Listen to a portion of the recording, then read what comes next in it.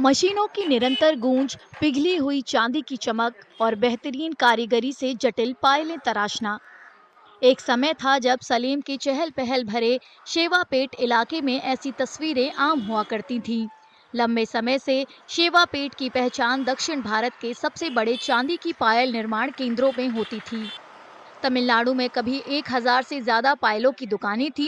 इन दुकानों पर काम करने वाले कारीगरों की कई पीढ़ियां इन दुकानों से अपने परिवार पाल चुकी हैं। लेकिन हाल के दिनों में चांदी की कीमतें बढ़ने की वजह से ज्यादातर दुकानें बंद हो गई हैं। चांदी की कीमतों में अचानक हुई वृद्धि ने सीमित पूंजी के साथ काम करने वाले छोटे कारीगरों के लिए ये उत्पादन लगभग असंभव बना दिया है। விலைங்கிறது நிரந்தரமான ஒரு விலை இருந்தால் தான் வெள்ளி தொழில் செய்ய முடியும். நிரந்தர விலையில் இப்போ வாங்கி 2660 ரூபாய்க்கு வாங்குறோம், உடனே 20 இறங்குது, 40 ஏறுது. இப்படி இருந்தால் வெள்ளி தொழில் எப்படி செய்ய முடியும்? நம்பி எப்படி முதலாளிங்க வாங்குவாங்க? அதோட அந்த வெள்ளி 10 கிராம் விற்று சாப்பிட்டுட்டு இருக்கலாம். ஒரு வேளை அங்கே போட்டுட்டு கடனுக்கும் அவங்களும் கடன் தர மாட்டேங்கிறானுங்க. அங்கே வாங்கிட்டு போகிறவங்க ஊர்லலாம் என்ன பண்ணாங்க, அன்னைக்கு என்ன ரேட் இருந்தது, 70,000 ரூபா, அந்த 70,000 தான் தர முடியுங்கிறாங்க. அப்படி இருக்கும்போது எப்படி தொழில் செய்ய முடியும்? कारीगरों का कहना है कि बढ़ती लागत के कारण काम काफी कम हो गया है।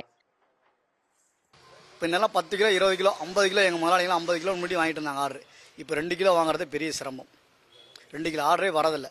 2 கிலோ ஆர்டர்னால இப்போ கிட்டத்தட்ட போட்டிங்கன்னா வச்சுக்கலாம் 6 லட்ச ரூபா அதுக்கு இன்வெஸ்ட்மெண்ட். ஒரு கொலுசு செய்யணும்னா குறைஞ்சது 13 நபர்கள் சம்மந்தப்பட்டது தான்.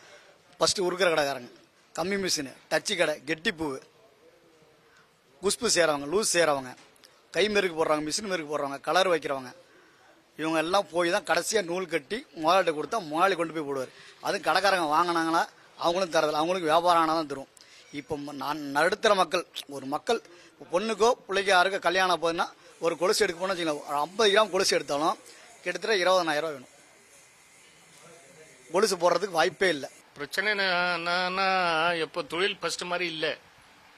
ஏன்னா ரேட் ஏறினால ரொம்ப கம்மியாயிடுச்சு. இதில் வந்து 25% 20% தான் ஓடிட்டு இருக்கு தொழில். அதனால ஒன்றும் இதை சம்பாதிக்க முடியல, சம்பளம் கொடுக்க முடியல, வாடகை கட்ட முடியல, ரொம்ப பிரச்சனை இருக்கு. आगामी चुनाव का मौसम शिल्पकारों की चिंता को और बढ़ा रहा है। श्रमिकों को डर है कि चुनावी आचार संहिता के तहत सख्त परिवर्तन और परिवहन जांच से उनका कारोबार और भी ज्यादा प्रभावित हो सकता है। ரியல் எஸ்டேட்லாம் டவுன் ஆனதுனால பொதுமக்களும் வெள்ளியிலேயே வந்து இன்வெஸ்ட் பண்றாங்க. இப்போ கோல்டில் இன்வெஸ்ட் பண்றதை விட கடந்த 4 மாத காலமா பாத்தீங்கன்னா வெள்ளியில தான் அதிகம் வந்து இன்வெஸ்ட் பண்றாங்க. இப்போ வெள்ளியில இன்வெஸ்ட் பண்ண என்னன்னா இப்போ பொதுமக்கள் வெள்ளியிலே இன்வெஸ்ட் பண்றதுனால வியாபாரிகள்கிட்ட இப்போ வெள்ளி இருக்கிறது இல்லை.